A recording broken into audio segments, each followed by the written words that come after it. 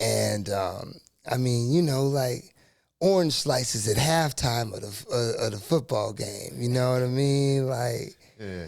it was good times, man. Like growing up in Montbello back then, like it was definitely a little dangerous, maybe a lot dangerous, but It's definitely the hood. Definitely the yeah. hood. But with that, I forgot to fix this. Hold on, I gotta put my bat down. There we go. Your intro was so good, I forgot to put that down. There we go. There it is. Okay. Anyway, yeah.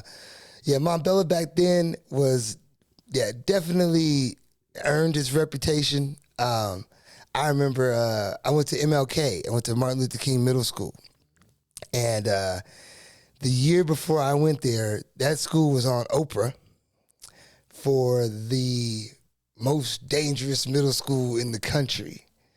And they said that. Wow. They said that because the eighth graders before so those eighth graders ended up being my seniors in high school.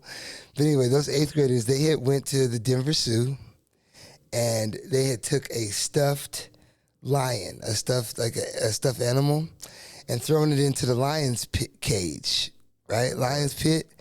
And the lion, they had a baby lion in there named Simba. And this is Lion King years. This is right when Lion King just came out. So baby Simba eats the lion stuffed doll and dies. Kids at MLK to this day are banned from the Denver Zoo. The baby lion died? The baby Simba died eating a baby Simba doll. Okay, and that is why MLK had a very, very, very bad reputation at the time. And I mean, it was well earned. Like, I mean, once a year somebody would set a trash can on fire in the school. There used to be a guy named Mr. Parker. Mr. Parker would legit run you down if he found you in the hallway. And like in a suit and tie, like he looked like Willie Mays Hayes from Major League. Yeah. But Mr. Parker would hawk you in a heartbeat. He would run you down if you weren't in class and he caught you in the hallway.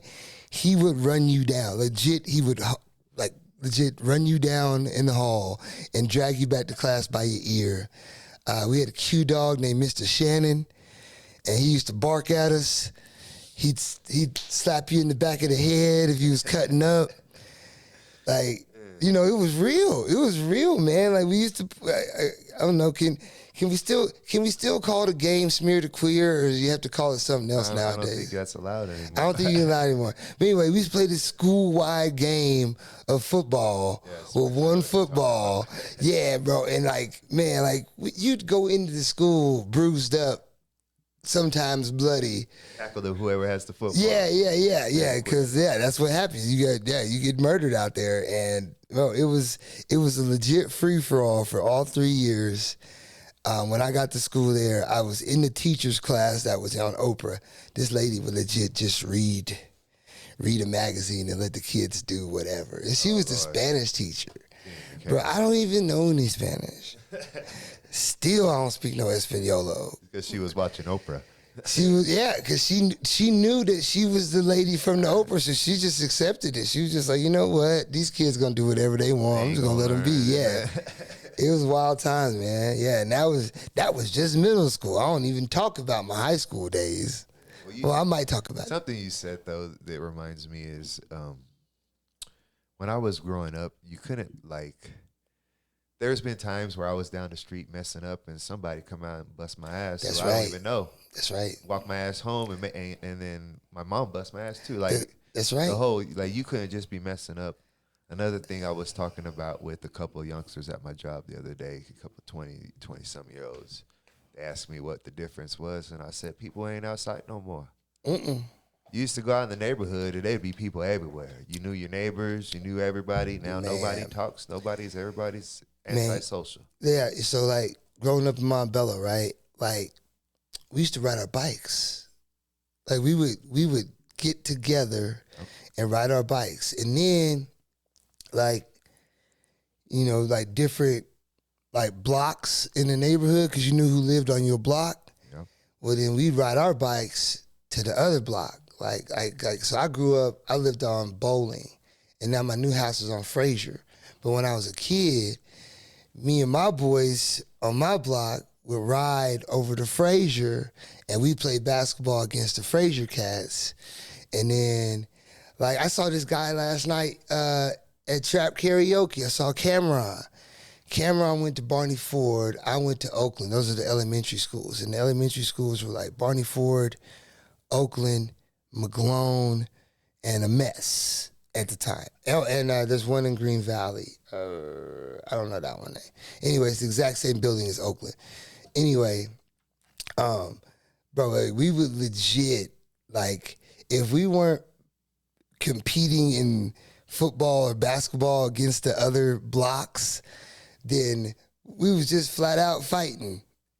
And yeah, if we were fighting, you know, too wild in the streets, bro, anybody might come outside and say, hey, chill out. Y'all better chill out before I call your mama. Yeah, it's true. And that's the end of it. Like that you mid swing, stop. Hey, we cool? Yeah, All right, we cool.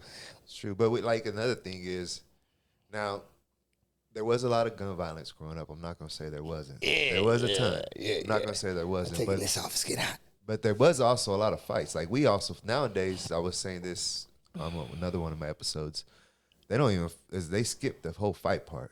I feel like kids is they don't want to get, when I was growing up, they wasn't shooting as fast. Like, they shot, don't get me wrong, but we fought too. We fought and we shot. Like, I get in a fight with you, you kick my ass, then I might shoot you. Yeah. Nowadays, it's like, oh, I'm gonna shoot you. You know what I mean? Yeah, like if you got shot back in the day, it was like, what'd you do? Yeah. Why did you get shot? Why did you? I didn't get shot at today. Yeah. I've been shot at a bunch of times. I'm not happy about it, but it happens. Yeah. But you know, in all those instances, I know I was just in the wrong place. Like, I knew it. I knew I was in the wrong place. That's why I have a nose for danger now, because of all those situations. Agent experience. But yeah, like, you ain't never lied, because, like, it's funny because, like, when you're young, you think you know how to fight, right?